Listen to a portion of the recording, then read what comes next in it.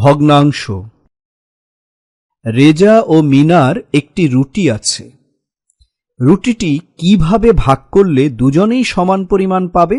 আমি কি এভাবে কাটতে পারি?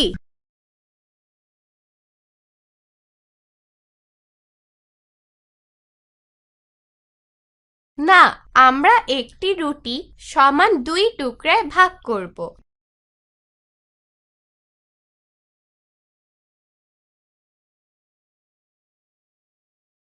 যখন আমরা একটি বস্তুকে সমান 2 অংশে ভাগ করি, আমরা প্রত্যেক অংশকে অর্ধেক বা 2 ভাগের 1 বলি এবং লিখি 2 এর 1।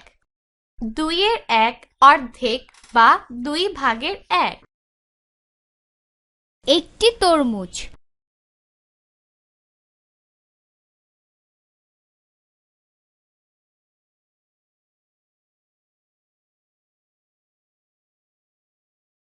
ভগ্নাংশ রং করি।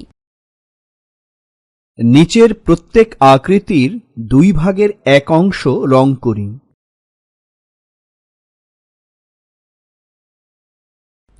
চমৎকার, তুমি রং করতে পেরেছো।